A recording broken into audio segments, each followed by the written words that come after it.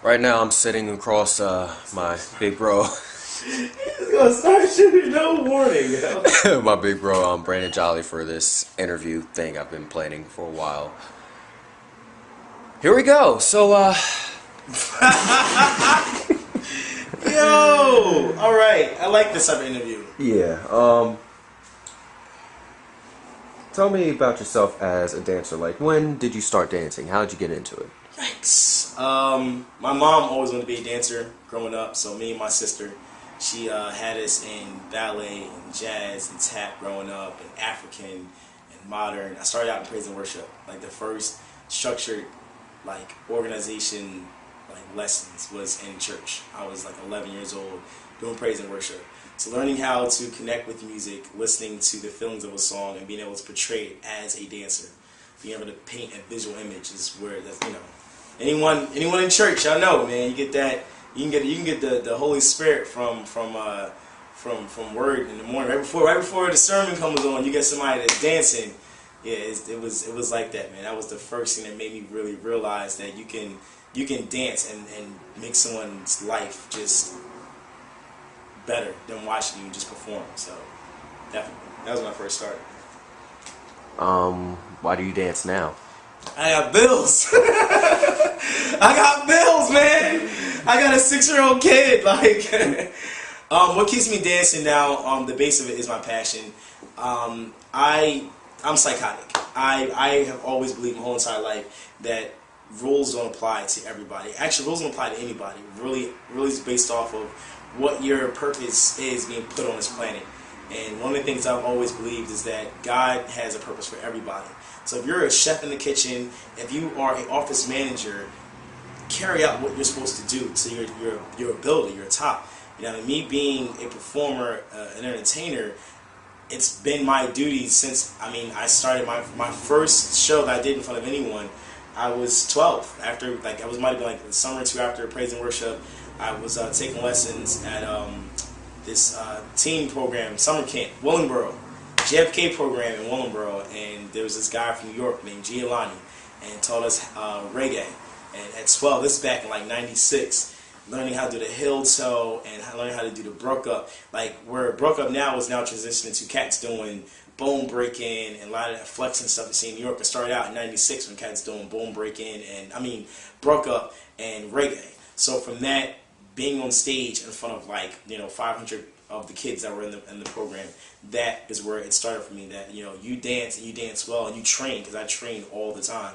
You get free food. So I remember at 12 and 13, I was getting like free hot dogs, and where other people wasn't getting that same privilege. But nowadays, it's transitioned to where it's still fun, but it's business. Every day I wake up, it's an email, it's a phone call, something serious. Like my son, who's 6 years old, he's dancing too.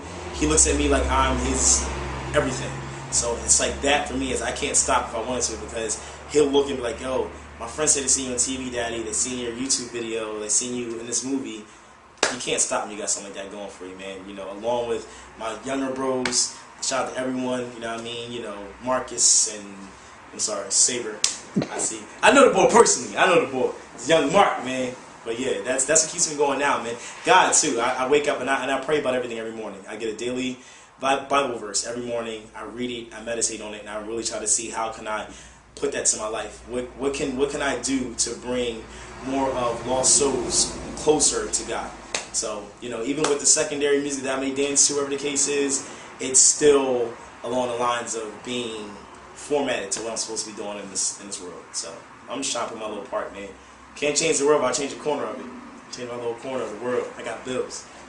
Alright, where do you want to go with your dance career right Yikes! Yikes! Yeah. Ask that question again. I'd rather not. Just answer the question. Where do I want to go with my dance career? Well, what I've learned so far in the last 12 years of dance professionally, dance is only going to take you but so far. From the movies to the background dancing that I've done for different artists and celebrities, you only make it but so far. You got to be multi-talented. So nowadays, my main thing, my bread and butter, is emceeing. So I get on the microphone and I'm hosting events, Sweet 16s and major club events for like a local station out here. If you're not from this area, Q102 is a huge, that club music sound thing, and I've been working for them off and on for a while.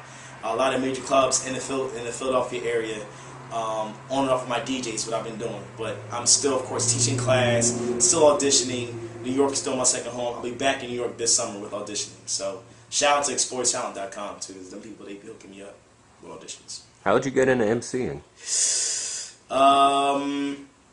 Dancing. Dancing opens up a lot of doors. I see a lot of guys nowadays that are acting in movies that I idolize because I want to be an actor. That's my main thing, is being an actor. I see a lot of guys that are dancing, that were dancers. What's the boy name that played in Triple X movies? My man that played in Fast and Furious. Vin Diesel? Vin Diesel. He was a break dancer. Like, I researched it. My man was nasty. Head spins, 90s. He was a popper. He was a breaker. And, you know what I mean? Of course, he was a lot smaller, but he was still cut. That got him into movies. So I see myself getting into that. So far as emceeing, though, it was dancing. It opened up the doors, and it was more so like, hey, you have a lot of energy. You know, you're a crazy guy. You can get a microphone and carry this crowd, for sure. So, definitely. emceeing, definitely, it's a whole different thing, though. You got your club events, you got your drunk white girls and your drunk black girls, and the party guys, it's their birthday. You got your bar mitzvah girls, where you got 13 and under, your sweet 16s, and weddings. So it's a different aspect, but at the end of the day, I'm dancing at every event. I'm still putting the mic down, and I say, due to young Saber here, I have Saber and my son, they've taught me how to actually do maneuvers so far as breaking. I can slide on my head now and spin on my head maybe one time because I'm getting old. I think I might hurt myself, but Saber, thanks for watching you train as a breaker. It made me better. All right. Trying to think whatever questions I could throw at you. If there was somebody saying, "Oh, they want a dance career," what advice would you give them? It's a lot of hard work, yo, for real. There's been a lot of sleepless nights, yo. I mean, I'm talking dancers. Understand this: if you get a gig, a major gig, don't think that's it. You have to keep going, yo. Years ago, when I battled in Morion, to being the head choreographer for Six Flags, to dance for MTV when I was choreographed for this show called America's Top Pop Group. You actually can, I think YouTube actually has a couple episodes, but there's a group, NJ5. They're all over YouTube.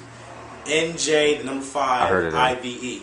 I choreographed all of their sets, and that for me at that time, I thought I was good. I mean, I was showing like Jennings and his background people, and Fabulous, and Nelly, all types of people like that. Fantasia, and you know what I mean, and anyone that at that time was popping, I was chilling with them because I was a choreographer on the scene. I would tell you, don't give up, please. You have to understand that you can do something big in your career, but 6 months after that, the next client's going to say, well, what have you done lately? What are you doing now? You know what I'm saying? What are you doing right now? Where are you at right now? Sorry, silence that. What are you doing right now? You know what I'm saying? You did that, that's great. That was last year. What about now? Did Step Up 3D? I don't even tell people I even did the movie anymore. Step Up 3D was a couple years ago. So what? Was I in the movie? Yes, I was in the movie. Can you see me? Yes, you can see me. You got to press pause at a certain second, though, to find me in the movie. Where's Waldo?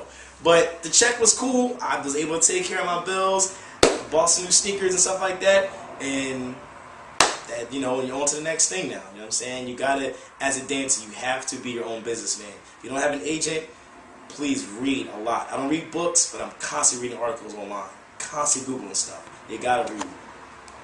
All right, I'd like to thank you for the interview, and yeah. Hey. Listen, I'm goofy and I'm silly, so this is something I learned recently that's nothing to do with the interview. If you put a lobster in boiling water, it makes no noises. You wanna know why? Don't worry, I'll wait. It has no vocal cords. I'm out.